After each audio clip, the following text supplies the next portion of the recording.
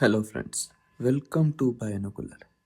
Today we will study about pollination, fertilization and embryogenesis. So let's get started. Firstly, we will see what is pollination, types of pollination and agents of pollination.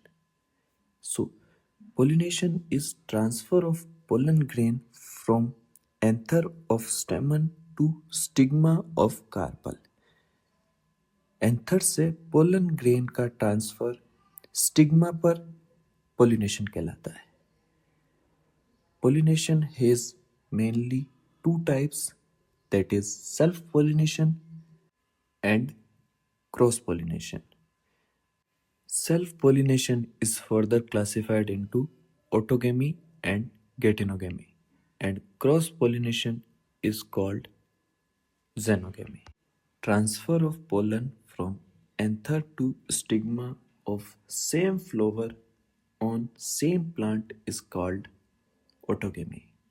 एक ही plant के एक ही flower पर anther से stigma पर pollen के transfer को autogamy कहते हैं.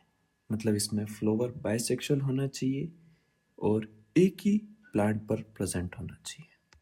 Transfer of pollen from anther to stigma of different flower on same plant is called geitonogamy.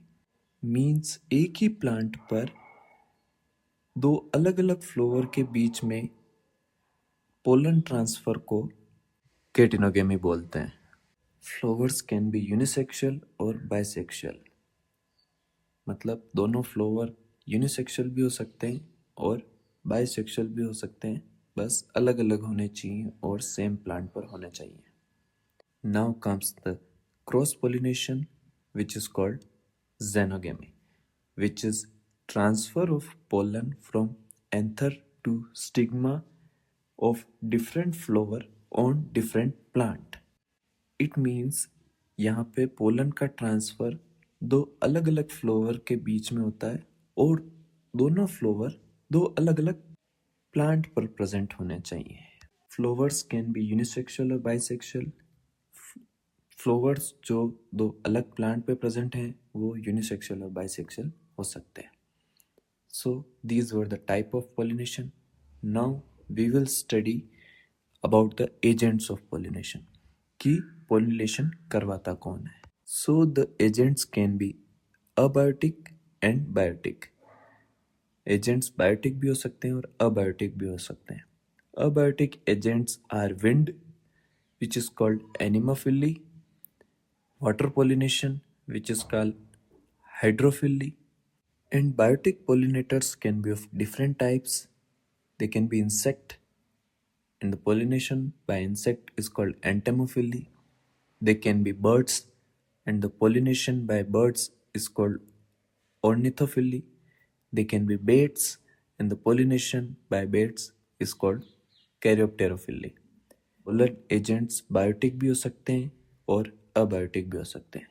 Abiotic होते हैं विंड, जिसको एनिमोफिली बोलते हैं, वाटर जिसको हाइड्रोफिली बोलते हैं, और बायोटिक में इंसेक्ट्स जिनको एंटोमोफिली बोलते हैं, बर्ड्स से ऑर्निथोफिली एंड बेट्स से chiropterophily. So this was types of pollination, their agents and the pollination. Now we will see the process of fertilization in angiospermic plants. In angiosperm, double fertilization is present. It is a special feature of angiospermic plant. Angiosperm में double fertilization present होता है. One fusion is between egg cell and male sperm or generative cell, which is called syngamy. पहला fertilization जो होता है वो female egg cell और mail sperm के बीच में होता है, जिससे जाइगोट बनता है, जिसको सिनगेमी बोलते हैं. And second fertilization is between central cell with secondary nucleus and male sperm. और जो सेकेंड फर्टिलाइजेशन होता है वो diploid central cell and male sperm के बीच में होता है, which leads to formation of primary endosperm nucleus, जिससे primary endosperm nucleus बनता है, which further leads to formation of triploid endosperm, जिससे आगे triploid endosperm बनता है. तो डबल फर्टिलाइजेशन में एक जाइगोट बनता है जो सिनगेमी से बनता है और एक एंडोस्पर्म बनता है जो ट्रिप्लोइड होता है जो कि ट्रोफोमिक्सिस से बनता है. So the fertilization occurred twice, that's why it is called double fertilization.